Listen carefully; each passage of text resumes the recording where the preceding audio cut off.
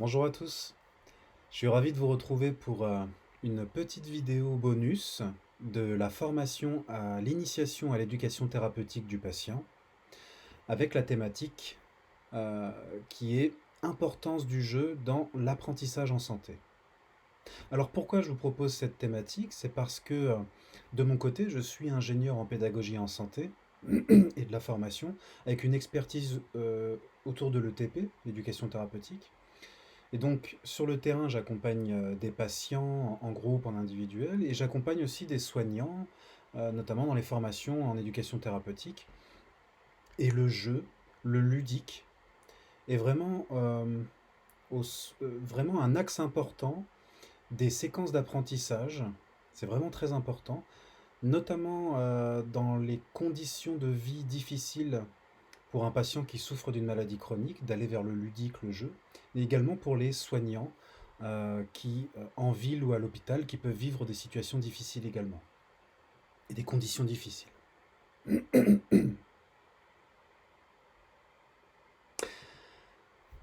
Alors, avant qu'on se lance dans cette présentation, je vais vous proposer de faire une petite expérience là tout de suite. Alors cette petite expérience, ce petit exercice, il y en aura peut-être deux, trois pendant cette présentation.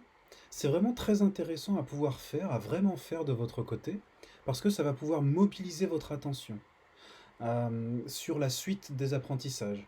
Vous allez pouvoir encore mieux vous approprier le contenu de ce qui est dit. Hein, c'est vraiment en sciences de l'éducation, on montre plus la personne est active, plus elle va pouvoir s'approprier le message.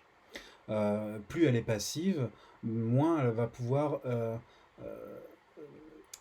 intégrer le message.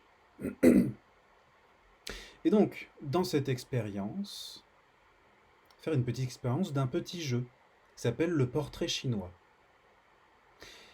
Portrait chinois, c'est assez simple. L'idée, c'est si pour moi le jeu était un paysage, une musique, un sentiment. Donc là, on peut aller vers un film, on peut aller vers un objet. Mais peu importe, là on va rester sur paysage, musique, sentiment. Donc pour vous, de vous poser la question intérieurement, tiens, si pour moi le jeu était un paysage, qu'est-ce que serait ce paysage? À quoi il ressemblerait? Est-ce qu'on aurait plutôt un coucher de soleil, la mer, la montagne? Est-ce qu'on aurait plutôt euh, des enfants au loin en train de jouer? Est-ce qu'on aurait plutôt... Peu importe, tout ce qui vous vient. Une musique? Une musique, ça peut être une chanson que vous avez en tête, une chanson qui pour vous, signifie le jeu, est en lien avec le jeu. Hein, il n'y a pas forcément de bonne ou de mauvaise réponse, il y a juste ce qui vous vient, spontanément. Un sentiment. Un sentiment, un ressenti, une sensation peut-être. Quand vous entendez le mot jeu, quel sentiment vous vient? De la joie, vous vous sentez dans une sensation de légèreté, de force, ou peut-être plutôt d'abandon, de tristesse, peu importe. Tout ce qui vous vient, si pour moi le jeu était un paysage, une musique, un sentiment. De prendre 5 minutes pour faire ceci, de bien vous poser, hein, de prendre ce temps. Hein, c'est pas forcément simple à trouver tout de suite, on s'en fiche de toute façon de trouver un paysage, une musique, un sentiment, peu importe. Et une fois que vous avez bien fait ceci pendant 5 minutes, de répondre à la question qu'est-ce qui fait que vous avez choisi ceci? Pareil, c'est pas grave si vous n'arrivez pas à trouver ce qui fait que vous avez choisi ceci, ce paysage. Ah tiens, j'ai choisi ce paysage parce que ça me fait penser à mon enfance, ou tiens, je choisis cette musique parce que ça me rappelle quand je jouais et que je dansais dessus. Peu importe. Je vous laisse appuyer sur pause et de faire ceci pendant 5-10 minutes. Et moi, je vais passer à la prochaine diapo.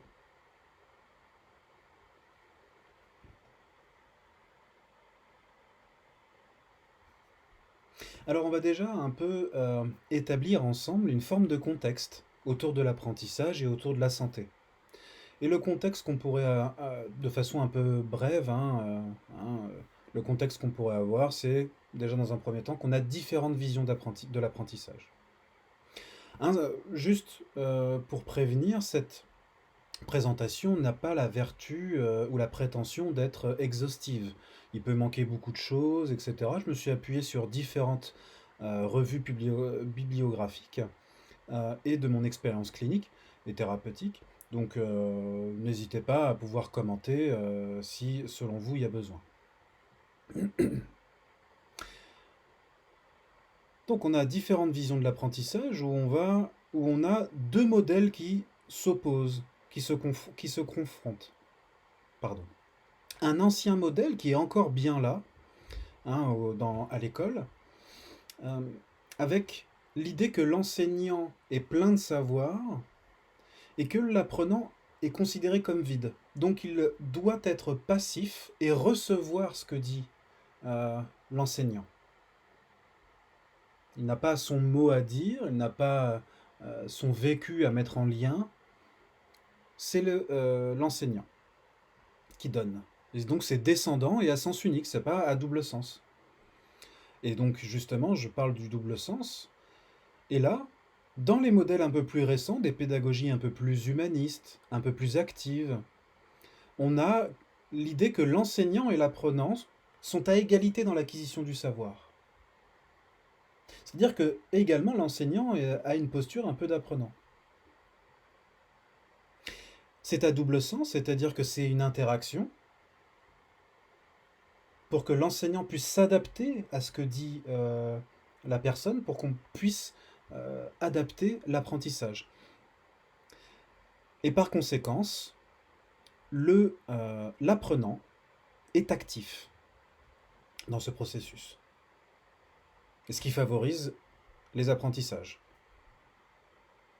Les idées reçues qu'on va avoir autour du jeu, que ce soit à l'école ou au travail par exemple, ça peut être associé à l'idée que si la personne joue tout le temps ou joue un peu trop, c'est un mauvais élève, c'est une personne dissipée qui n'est pas travailleuse, qui n'est pas compétente, qui se laisse aller, qui n'arrivera pas à apprendre. Et cette succession d'idées reçues que reçoit et que peut recevoir un enfant et même un adulte au cours de sa vie, c'est comme une succession de stops à aller vers le ludique, vers l'apprentissage. Comme si on lui disait stop pour aller vers la créativité. Comme si on lui disait stop pour aller vers ses émotions. Car le jeu, la créativité, les émotions, les intuitions sont intimement liés. Donc ça vient bloquer les processus de créativité, entre autres.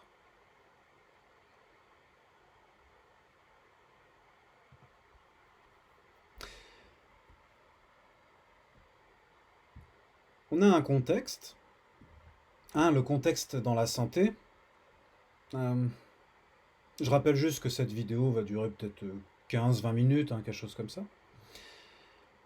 On a un contexte dans la santé où on a 20 millions de malades chroniques en France.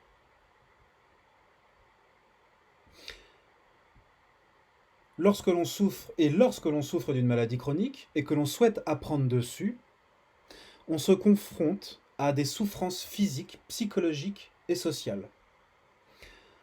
Qu'on souhaite, en fait, l'idée d'apprendre sur sa maladie, sur soi, au cœur de la maladie, ce sont des éléments essentiels pour tendre vers une meilleure qualité de vie et vers une plus grande autonomie pour ces 20 millions de personnes qui souffrent d'une maladie chronique. Cependant, on se confronte à de la souffrance physique, psychologique et sociale. Donc c'est extrêmement inconfortable et difficile à vivre. Ça peut mettre en lumière des souffrances qui sont psycho-affectives, des souffrances qui sont en lien avec le milieu socio-professionnel, du rapport avec soi, du rapport intime qu'on peut avoir avec une personne. La personne va aussi se confronter, la personne souffrant d'une maladie chronique, à des connaissances scientifiques peu adaptées à son langage. Un peu brutes. Elle va également, face à cet ensemble, avoir une succession des sentiments d'impuissance, de découragement et de solitude. Hein, lorsque l'on souffre d'une maladie chronique, ça a été bien publié, on a toutes les sphères de l'individu, physique, psychologique, social, qui sont en moyenne plus vulnérables, et on va avoir beaucoup plus de sentiments d'impuissance, de découragement et de solitude.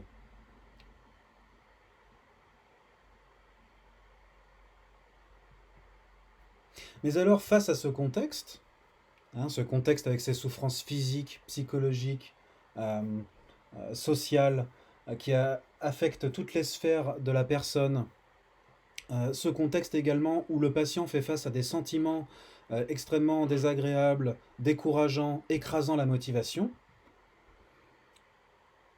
qu'est-ce que peut apporter le jeu face à ces différentes vulnérabilités?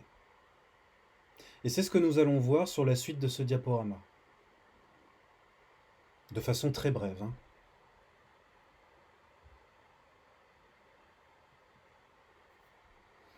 Donc voici quelques impacts du jeu. Le pas de côté, l'augmentation de la motivation, augmentation de la coopération et des relations humaines, intégration des connaissances, augmentation de résolution de problèmes. Et chaque impact, nous allons les détailler. Et nous allons commencer avec le pas de côté.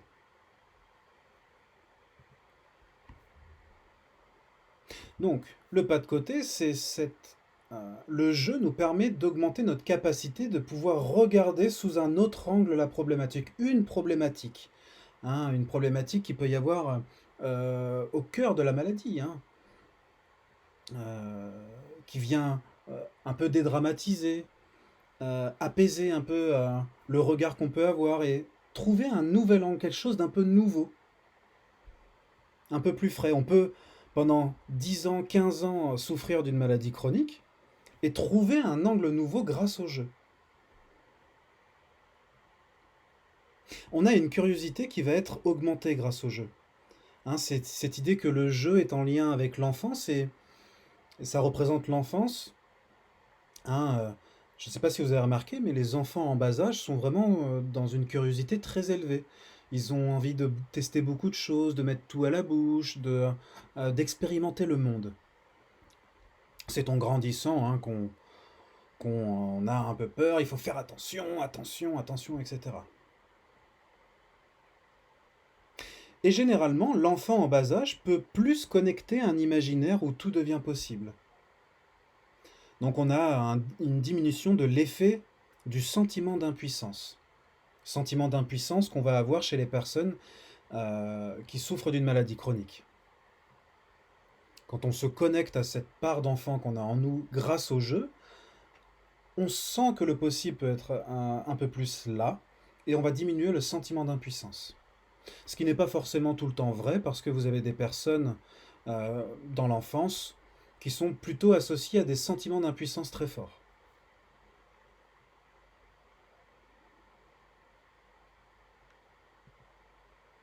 Et je vous propose de faire une petite expérience, au même titre que la première expérience que nous avons fait tout à l'heure avec le portrait chinois, où on va faire un petit jeu. Et on va essayer de se replonger. Comment ça se passait pour vous, dans votre enfance, autour du jeu, pour pouvoir connecter un petit peu cette part d'enfant sur la suite du diaporama, et avec curiosité d'ouvrir la réflexion sur qu'est-ce que ça me fait de connecter cette part d'enfant. Et donc pour ça, je vous propose déjà dans un premier temps, ça va durer 5 minutes, hein, ça va pas durer très longtemps, en premier temps, de repérer à quel jeu vous adoriez jouer quand vous étiez enfant, vers 7 ans, 8 ans. D'essayer de prendre un temps, de vous remémorer, tiens, c'était quoi que j'aimais jouer? À quoi j'aimais jouer quand j'étais petit? Et une fois que vous avez repéré ceci, vous pouvez appuyer sur pause si vous avez besoin d'un peu plus de temps. Une fois que vous avez repéré ceci, je vous propose d'aller vers la deuxième question, la deuxième partie, qui est d'essayer de se remémorer à quoi ressemblaient ces moments-là. Et pour ça, on va faire une petite visualisation, hein, une petite image mentale. Et pour ça, c'est toujours plus simple de pouvoir fermer les yeux pour pouvoir avoir l'image qui apparaît. Parce que si vous avez les yeux ouverts, c'est difficile d'avoir l'imaginaire qui va dans les images, les couleurs, etc. Parce qu'on est parasité, parce que l'on voit déjà. Donc si, par exemple, vous fermez les yeux, on peut fermer les yeux un petit peu, de prendre une belle inspiration, d'essayer de se remémorer à quoi ressemblaient ces moments-là. Et déjà, dans un premier temps, de repérer où est-ce qu'on est en général. Où est-ce que vous êtes? Est-ce que vous êtes plutôt en extérieur, plutôt en intérieur? Est-ce que c'est plutôt le jour, la nuit? Dans une pièce en particulier, dans un endroit de la nature en particulier?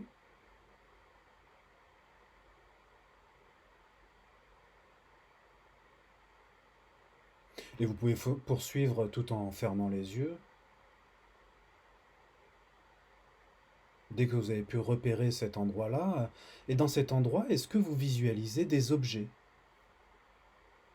des formes?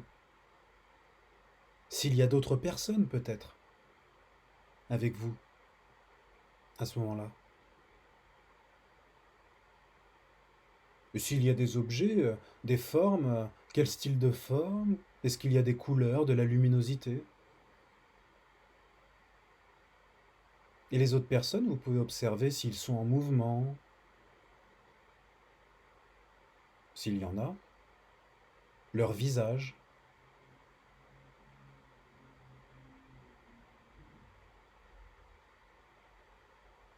Il est possible qu'on n'observe rien du tout, c'est pas très grave, on s'en fiche.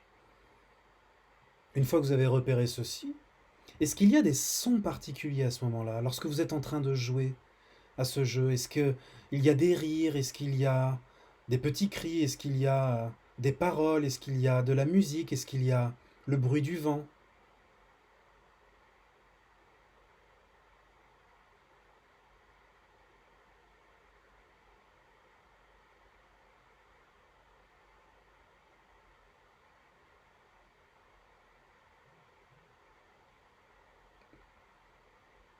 Et dans cette scène, une fois que vous avez repéré quelques sons, est-ce que vous êtes assis? Est-ce que vous êtes debout? Est-ce que vous êtes plutôt en mouvement ou immobile pendant que vous êtes en train de jouer à ce jeu?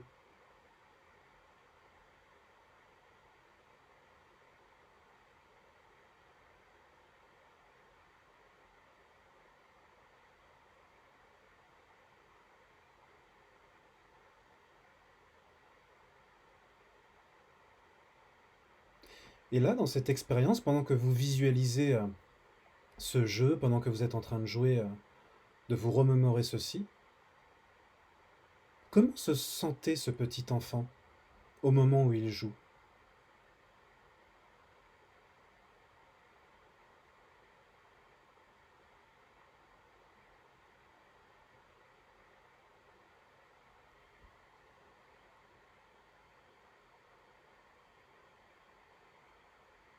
Donc vous pouvez appuyer sur pause pour poursuivre l'expérience ou simplement continuer à la prochaine diapo, qui est la dernière question de cette expérience, en réouvrant les yeux.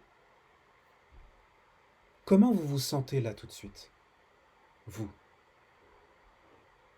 Est-ce que je me sens plutôt comme ceci, comme cela, contracté, décontracté, en forme, fatigué?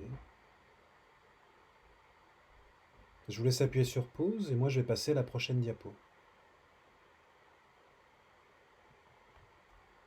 Donc les retours fréquents que j'ai d'expérience quand je fais cette séquence-là avec les patients ou avec les soignants dans les séquences d'apprentissage, bah souvent j'entends que la personne, je me sens plus légère, elle peut dire je me sens plus fort. On peut entendre j'ai pas réussi, mais je comprends l'esprit. Je me suis revue toute petite, je pouvais incarner pardon, n'importe quel personnage, j'y croyais. J'ai envie de jouer. Hein, bien sûr que c'est simplement pour montrer quelques exemples, hein, il peut y avoir tout type d'observation qui vous vient sur comment vous vous sentez là tout de suite après cette expérience. Et on va poursuivre. Nous étions sur le pas de côté. Et là, nous allons voir l'augmentation de la motivation.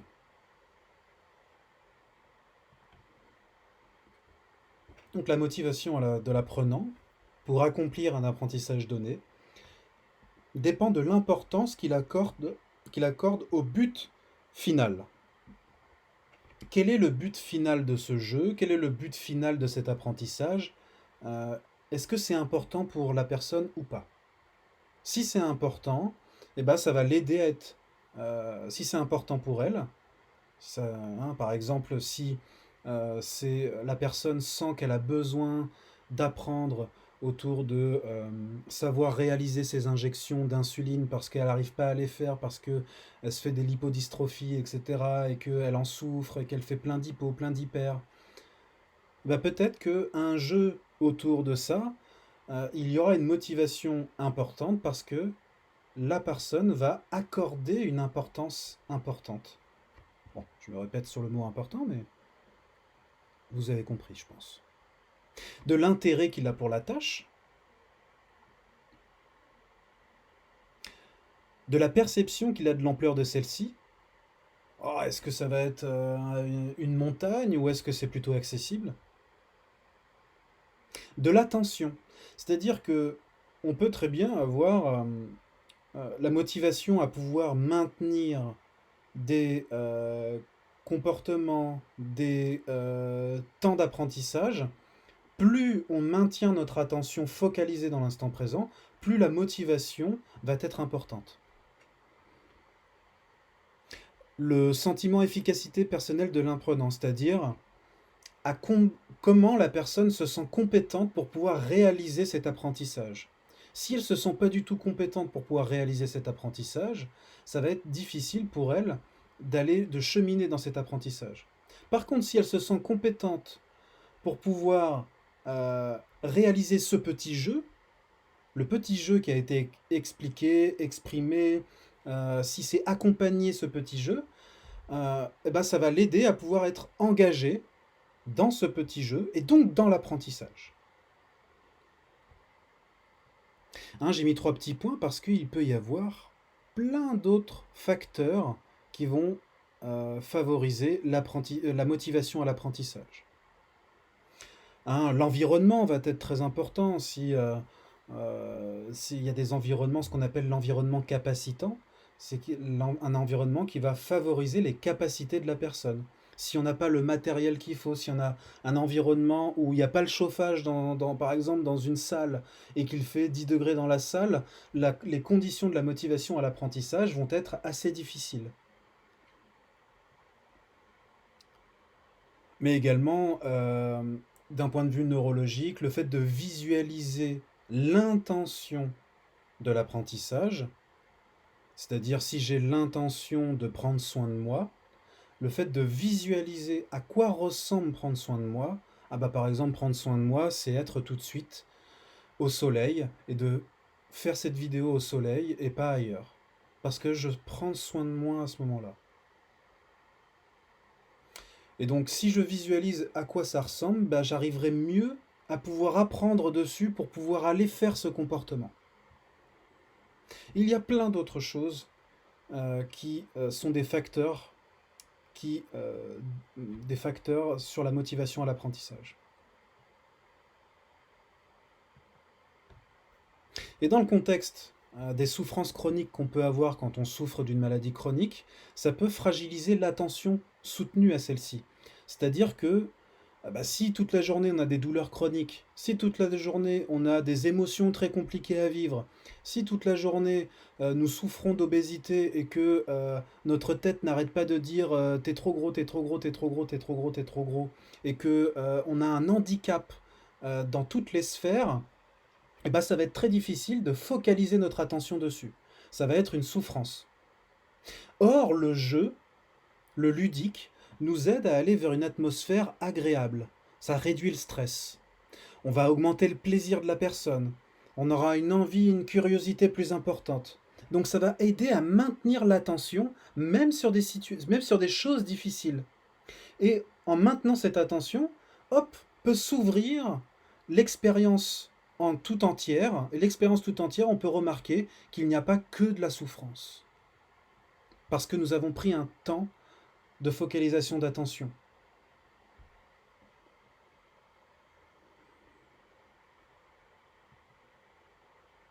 Hein, nous venons de voir l'augmentation de la motivation et nous allons voir augmentation de la coopération et de la relation humaine. Le jeu à plusieurs, va favoriser une entrée en relation avec les autres, la mise en lien avec les autres, le fait de négocier, discuter, collaborer. Hein, ce qu'on appelle le conflit socio-cognitif, hein, c'est du jargon un peu de pédagogie, ça va favoriser le fait de confronter certaines idées, certaines représentations, qui vont nous faire passer par un inconfort dans un premier temps, et ensuite qui va nous aider à pouvoir nous réguler au sein du groupe, une fois que l'inconfort est passé, de pouvoir restructurer notre apprentissage et apprendre de nouvelles choses grâce à l'interaction au sein du groupe. De partager des émotions, des idées. Alors ceci, pour que ça soit fait, il faut que ça soit dans un cadre sécurisé, bien sûr, pour chacun des participants. Partager des émotions et des idées, hein, en thérapie, que ce soit en éducation thérapeutique ou autre, le fait d'être en capacité de pouvoir exprimer des émotions, ce sont déjà des compétences fondamentales pour pouvoir avancer et pouvoir digérer certaines émotions. Développer des liens et des amitiés, hein, et développer l'esprit d'équipe. À plusieurs, on est plus fort. Donc cette dimension-là est vraiment essentielle. Quand on souffre d'une maladie chronique, on a ce sentiment de solitude, ce sentiment d'enfermement dans la souffrance. Le fait d'aller vers le jeu, la coopération, le lien vers l'autre, va favoriser ce qu'on appelle une conscience collective. On n'est plus tout seul à souffrir, on est plusieurs, on est ensemble, comme une petite famille qui se crée. À plusieurs, on est plus fort. Hein, on a un peu la métaphore, vous savez, d'un long bout de bois tout fin, très fin, que vous pouvez casser une fois. Vous reprenez les 2 morceaux, que vous cassez une deuxième fois. Vous avez 4 morceaux, puis vous cassez une troisième fois. C'est un peu plus dur.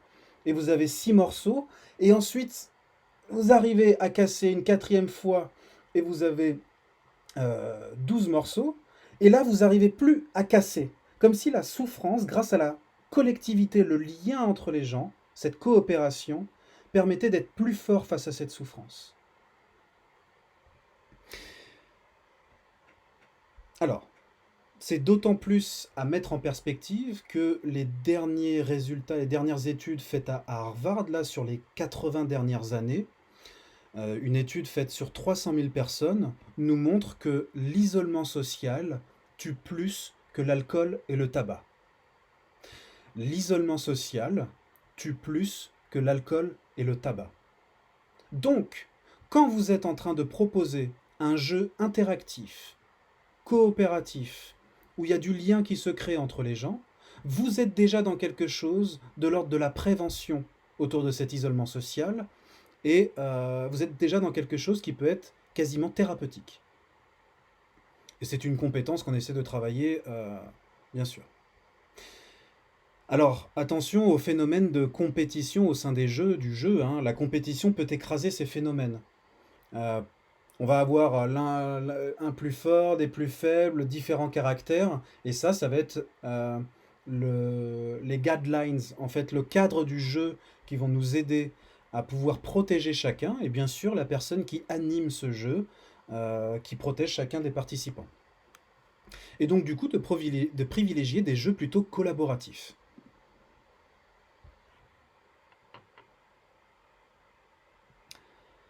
Donc cette idée du lien, cette idée de l'association, cette idée de la collaboration, c'est ensemble, c'est mutuel.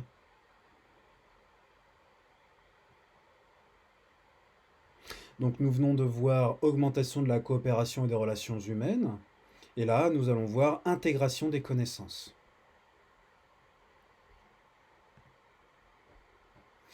Comment le jeu permet de favoriser l'intégration des connaissances ? Eh bien, l'expérience, hein, quand vous êtes au cœur d'un jeu, ça vient favoriser l'expérience sensorielle. de la connaissance. On est engagé dans l'action. Un sensoriel au niveau du toucher, au niveau de l'interaction avec l'autre, au niveau des sons, au niveau du mouvement peut-être dans l'espace. Et on est engagé dans l'action. On prend des décisions, voilà. Donc l'apprenant vit la connaissance, vit le moment. Hein, cette idée de l'intégration de... Moi je suis diététicien par exemple, l'intégration des conseils alimentaires, c'est-à-dire de s'approprier, avoir une appropriation de ces conseils, c'est-à-dire qu'ils deviennent... approprier, ça veut dire que ça devient mien, ça devient moi. C'est pas recopier ce que j'ai vu ou entendu, c'est mettre de mon vécu, adapter mon vécu à ce conseil. Hein, c'est cette idée de l'engagement sensoriel, de l'engager dans l'action, dans l'apprentissage. Par exemple, pour apprendre à nager, il va être bien plus pertinent de pouvoir être engagé dans l'action et dans l'expérience sensorielle du fait de nager, plutôt que de réfléchir et de penser à comment nager.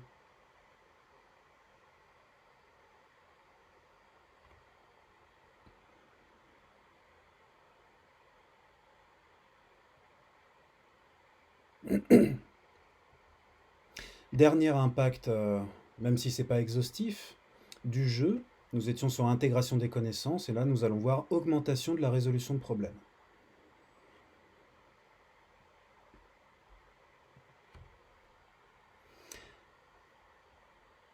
Alors, le jeu permet de développer ce qu'on appelle la métacognition.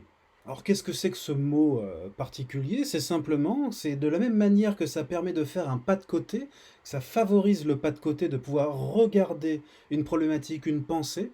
La métacognition, c'est une capacité à pouvoir faire une forme de pas de côté qui vont nous aider à pouvoir résoudre des problèmes. En faisant un pas de côté, je peux mieux observer qu'est-ce qui se passe pour moi.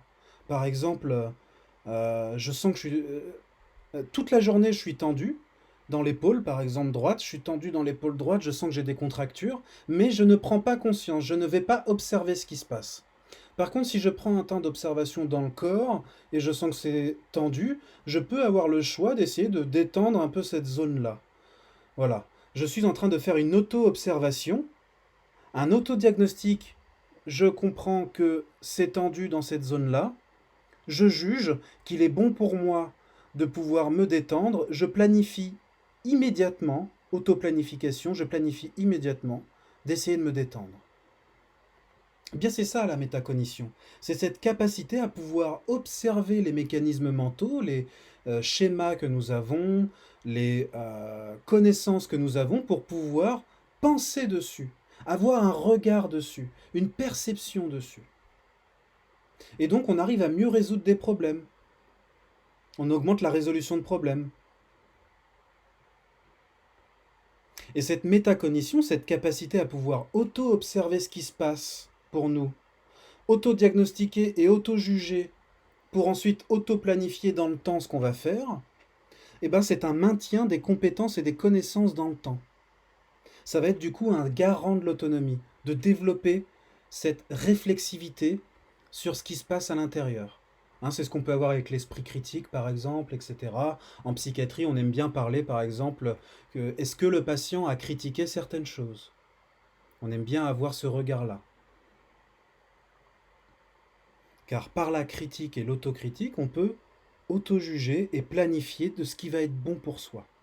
Sans observer, par exemple, que j'ai ma contracture au niveau de l'épaule, bah, j'arrive pas à résoudre ce problème et je vais me le trimballer tout le temps. Tout le temps. Et il va amplifier, il va amplifier, il va amplifier.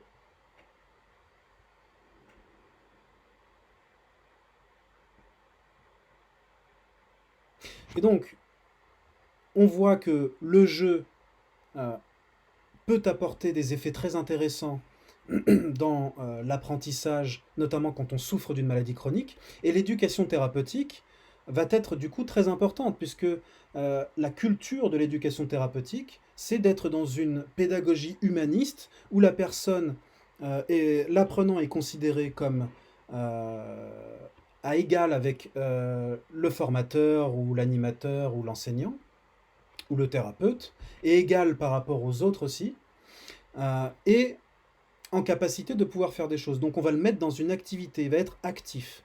Et c'est pour ça aussi qu'on va retrouver aussi beaucoup de côté ludique, d'ateliers autour du jeu dans l'éducation thérapeutique.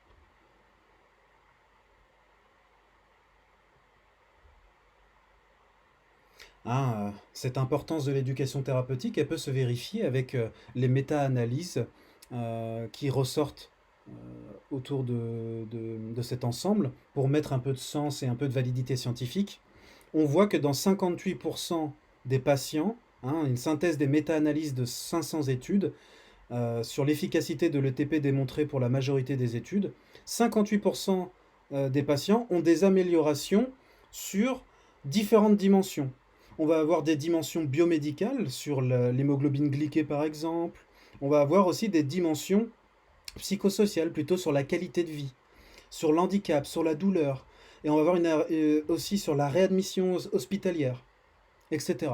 Dans 58% des cas.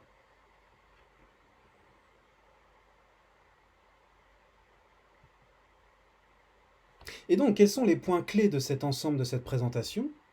Eh bien, le jeu est très intéressant pour les patients souffrant d'une maladie chronique. On l'a vu, il y a cette souffrance en amont, cette vulnérabilité importante, et le jeu va nous permettre de pouvoir faire un pas de côté par rapport à avoir un regard nouveau sur cette vulnérabilité, d'augmenter la motivation à observer cette vulnérabilité qui est difficile et pouvoir ouvrir l'expérience en entier. Augmenter la coopération et les relations humaines pour avoir cette conscience collective et se sentir plus fort face à la maladie. Va permettre d'intégrer les connaissances dans notre quotidien, le quotidien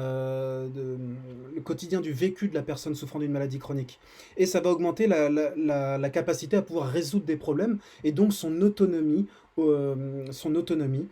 face à des problématiques qui peuvent ressurgir. Et l'ETP s'inscrit complètement dans cette culture et donc un axe important pour ceci.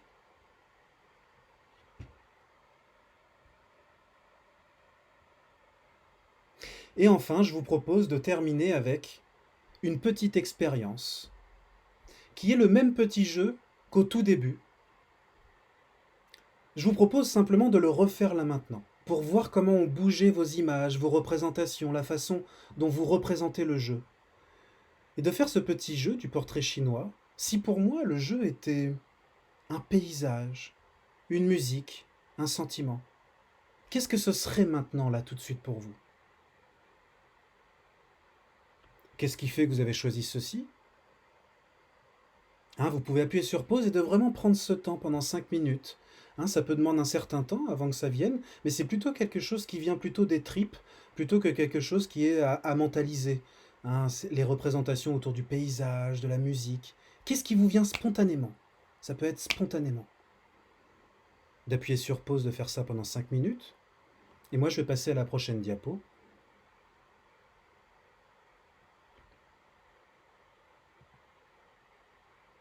Et la toute dernière question de ce diaporama, je vous invite maintenant à faire la comparaison entre le premier petit exercice que vous avez fait au début de cette présentation sur le portrait chinois et cet exercice que vous venez de faire là à l'instant, ces deux portraits chinois. Et je vous invite à les comparer, à regarder, à voir les différences, les justifications aussi. Qu'est-ce qui fait que vous avez choisi ceci? Hein, pas besoin de rentrer dans du complexe, simplement d'observer. Ah tiens, il y a ça. Tiens, il y a ça. Et je vous propose de noter qu'est-ce que vous avez observé de curieux entre l'avant et l'après. De la même manière que ce petit chat joue et semble être dans une curiosité particulière.